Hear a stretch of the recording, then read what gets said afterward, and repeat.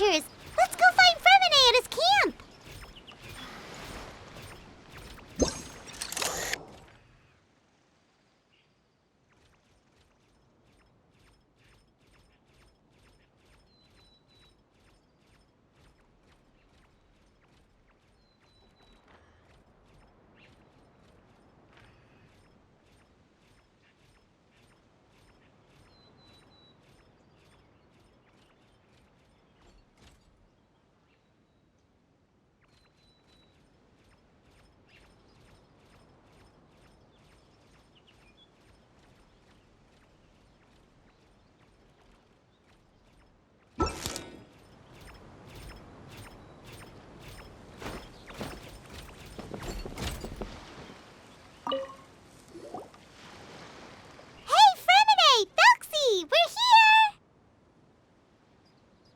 Hello, Paimon.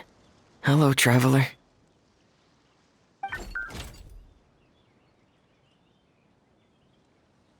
Is the crown ready? Yes, we're just waiting for Zuria now. She hasn't arrived yet. Then let's wait for her a little while. Or actually, maybe we can go find her.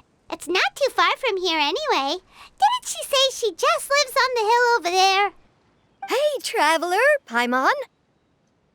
Oh, and speaking of... Found you two at long last. I'm so glad that you both are all right. Huh? Why are you here, Miss Delaroche? And what could have happened to us? What could have happened?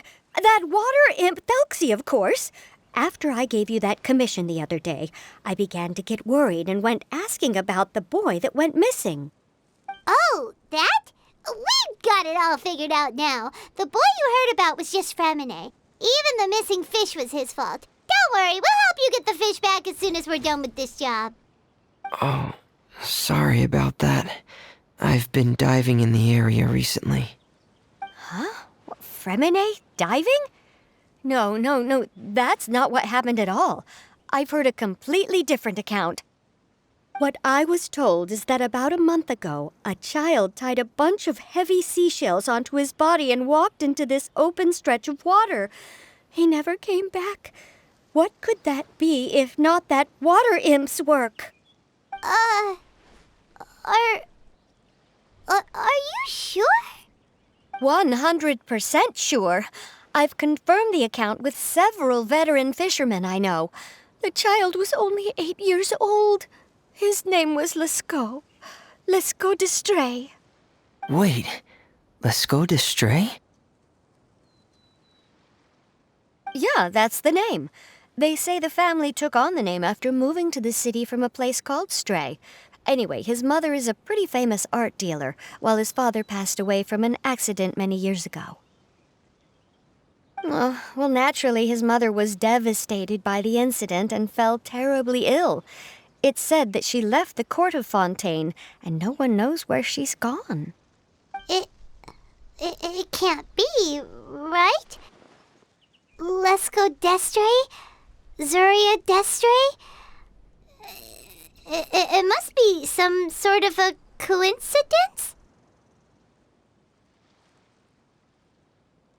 I'm sorry, miss. We've got to go check on something right now. Oh, I see. Well, you go on ahead. I just came to make sure that you're both all right. I'll head back then. Please remember to take care.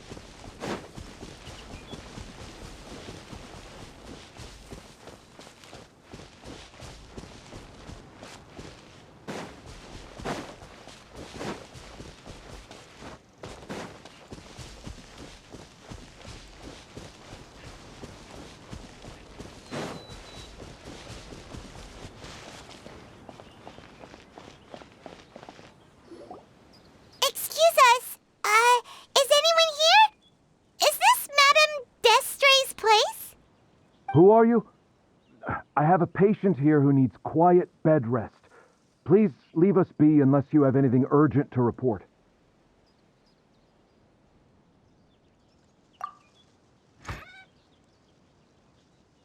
This is the residence of Zuria Destri, and I'm Jala Khan, her family doctor. What did you mean by your question just now? Who else could be my patient? Your patient should be Zuria's son, right? She told us herself that her son had contracted loneliness syndrome. No, you're right. Young Master Lescaut did have that illness once upon a time, but well, the young master's no longer with us. And now the Madame has come down with the same illness. Are you her friends, by any chance? Oh. So, when she had requested time to go out over the past few days, it was so she could spend them with you. So, if I'm understanding this right, the one who's suffering from uncontrollable delusions is the Madame herself? She believes her son is still alive? That is correct. When the young master disappeared, she was organizing an art exhibit that she had specifically prepared for him. But since she had to leave the house, she was unable to see her son one last time.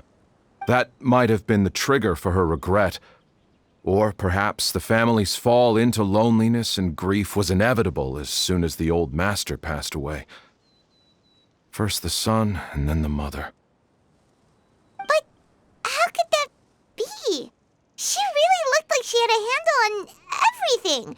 Her smile was so lovely, and she even told us to stay optimistic. But you're saying she... Those actions are proof that she can no longer differentiate between fantasy and reality.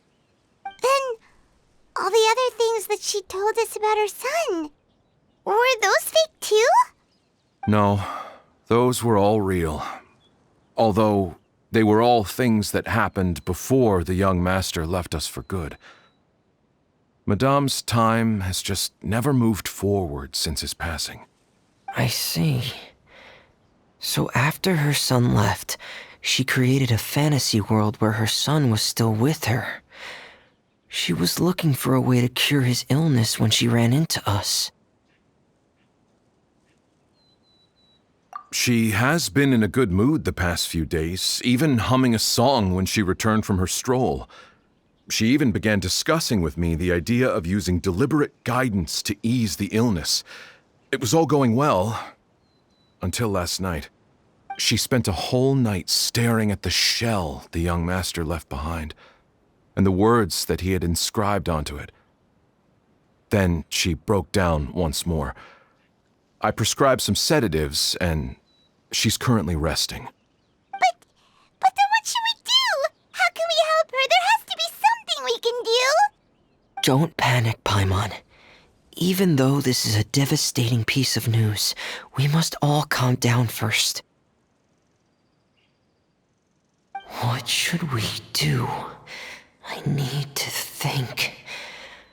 I need to remember the old house of the hearth and the children who lived in it.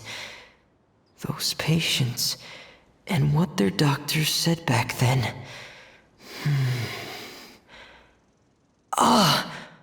What if...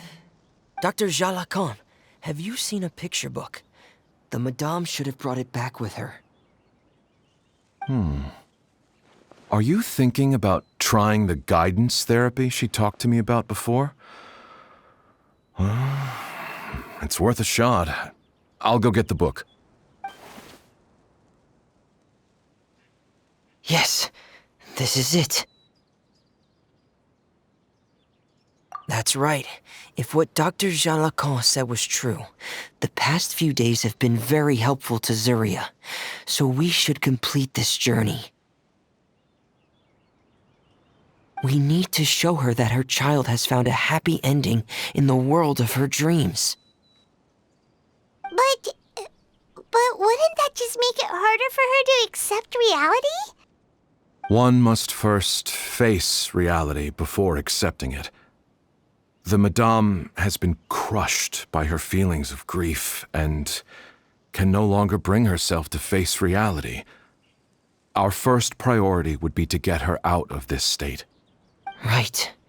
Before today, I had thought she wanted to use Telksi's fantastic adventures to save her son. But now, I think she might need it to save herself. And if we could complete it, we should be able to give her some feeling of inspiration and closure. Maybe those feelings would be enough to give her some courage to face reality again. There's no time to waste.